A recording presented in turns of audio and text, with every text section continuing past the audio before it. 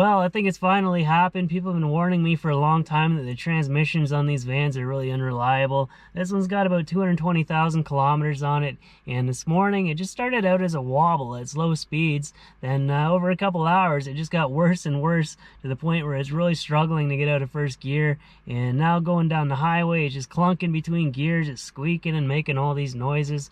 But I guess now is a good time for it to happen. Since I just lost my phone, I don't really want to be out in the backcountry doing these crazy hikes without a GPS and without a camera.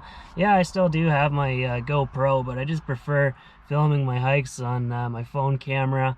But I just loaded up on food. I was going to head back out to Mount Delphine for a couple days to look for my phone, but I didn't feel safe driving out there with my van like this. And I said in the last video, I feel bad because I feel like I'm wasting time and the summer's just dwindling, but there's not much I can do about it. So I'm headed into the city now to get a mechanic to look at it, and we'll figure it out from there.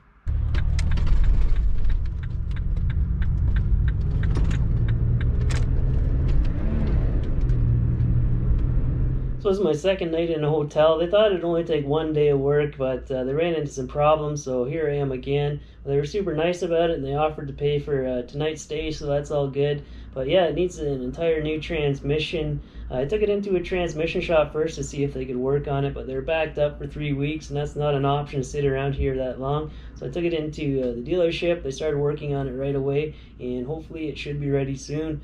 But the price of the bill was at my tipping point for parting with the vehicle, but I decided to go ahead with it anyways. That van, I'm still really happy with it. It's done 99% of the things I wanted it to. There's only been a few occasions where more clearance would have been nice, or four-wheel drive would have been nice, or a little more space would have been nice, but I'm still happy with the van, and I'd like to keep it for a lot longer yet. A socket with unlimited power? What is this wizardry? I've been wanting to play Factorio for the longest time, but I don't like buying early access games. I noticed version 1.0 finally came out, so I decided to jump in. And yep, this is one of the most addicting games I've ever played. But you got all your crafting, then there's also like an old school Command & Conquer / Warcraft kind of feel to it. But it's all contained within like one huge level that you got to work your way through. But I really like it so far, and I really like the artwork as well.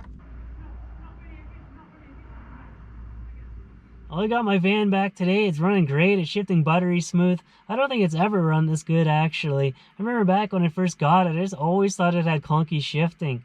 The word on the street is these vans have really terrible quality transmissions in them, so now I can attest to that. And I did my best to take care of it. Soon after I first got it, I did a transmission fluid change. Then back in December, I did it again, plus the filter change, so I was doing everything I could to no avail. But who knows how well the last owners were treating it. So yeah, 220,000 kilometers and the transmission failed. The new transmission, it's got a 3-year, 160,000 kilometer warranty on it, so it may very well outlast the rest of the van. I know a lot of people want to see me move on to something else, but I still like my soccer mom budget build, and I think we still have a big future together. Well, I'm back out here at Bean Creek today. I'm going to head up to Mount Delphine and do a search for my phone. Where I dropped it at the top, the ice was not perfectly smooth. It was really bumpy. So maybe my phone only slid 20 feet and got snagged on one of those, or it could have fell down a shallow crevasse that I can get to, but if freezing cold water has been flowing over it for the past week, then it's likely destroyed. I picked up the absolute cheapest tablet I could find in the city, so I got a screen for my drone now so I can search around with that, but I'm still hopeful, so let's go take a look. Cruising down the street in my 09. I'm glad you guys are getting all my song references lately. I didn't think anyone was gonna get the Pantera one.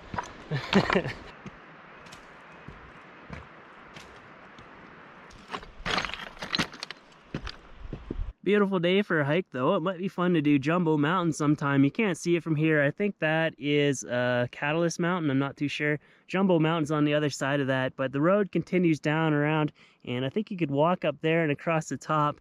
Well, there's some serious bergschrunds and crevasses up there. But there's a road on the other side, and I think that might give you better access to Jumbo, so I might give it a shot sometime. I have my doubts that anyone has been up here since me. There was a logbook up on the summit, and there's only a couple names from 2020, and within not so many pages, it dated all the way back to 1987. This isn't Banff, where there's 1,000 people up on the summit per day, And I do greatly prefer these quiet areas, Mr. Antisocial. So when I finally do head on to Banff and Kananaskis, the big problem with that area is there's no backcountry Forest Service roads that you can just drive down and camp out for free and do your own thing. You always have to pay for camping, the parking lots are all patrolled, and you can't fly a drone around. It's just too beautiful for its own good there, but it is a good thing those lands are protected. But basically for the entire summer, I've just been camping out for free on Crown lands and going down Forest Service roads. I mean, a significant portion of the trees are cut down, but there's still an incredible amount of beauty to be found out here.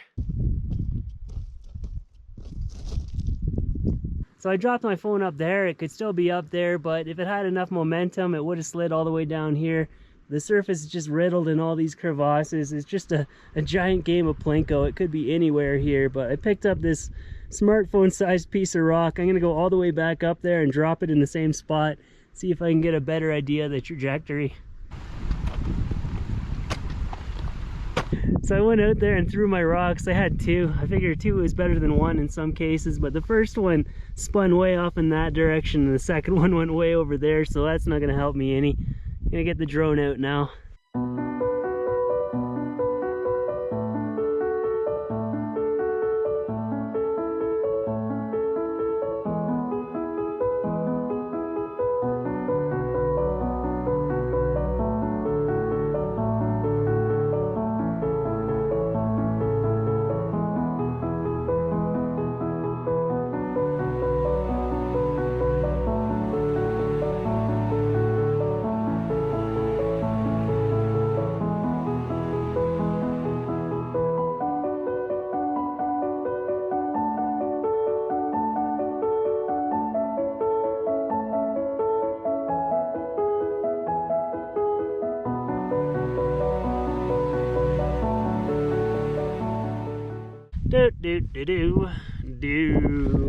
I don't think I'm getting it back. There's just way too many places it could be lost. This is the biggest game of Where's Waldo I've ever played.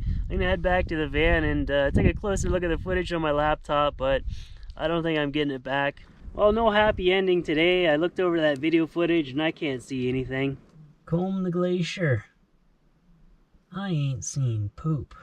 I'm going to make up a hamburger and a corn on the cob over the fire. I don't know if I'm going to spend the night here or not. Might head back into town and eventually meet up with Kira again and do some more van building. But I apologize if my video quality has gone downhill recently. I'm just trying to put all the pieces back together again.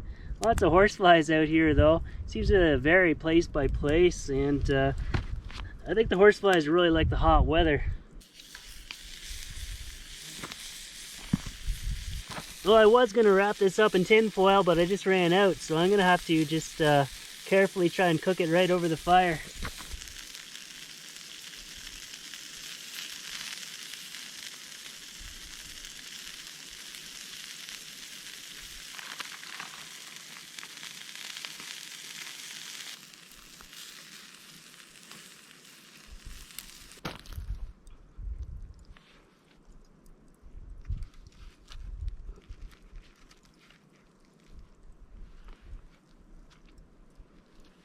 You can't go wrong with a burger. I can't wait to see if the corn turned out though.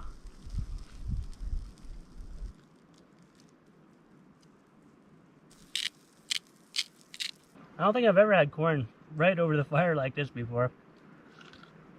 It turned out really good. No complaints. What the heck, I might as well spend the night out here. I can head into town tomorrow morning. This is another hazy IPA, Hit the Deck by Fernie Brewing. 6.4%. It's good. I quite like it. Again, I apologize. This is going to be a terrible video for sure. Maybe something's better than nothing, or perhaps I should have just walked away until I got all the pieces back together, but here we are. So I've had that van for 2 years now. It's been good to me up to this point, and I've only had to replace the front wheel bearings. I've done the tires and the brakes, but that's just normal maintenance. But buyer beware. If you're thinking about getting one of these things, you could be in for a real wet fart of a surprise. Well, it does make you think, what would I have done had this van been beyond repair? Well, since I'm registered in Alberta, I probably would have had to tow it all the way back there, then rent an apartment for a month with 2 parking spots, then try to transfer all my gear into a new vehicle. Let's hope when that time comes, this van is still drivable, and let's also hope that's many, many years from now. But that's going to be the end of this episode. Thanks for watching, and thanks for all your support and generosity. You guys have been way too nice to me. Hope everyone's doing well, and I'll see you in the next video.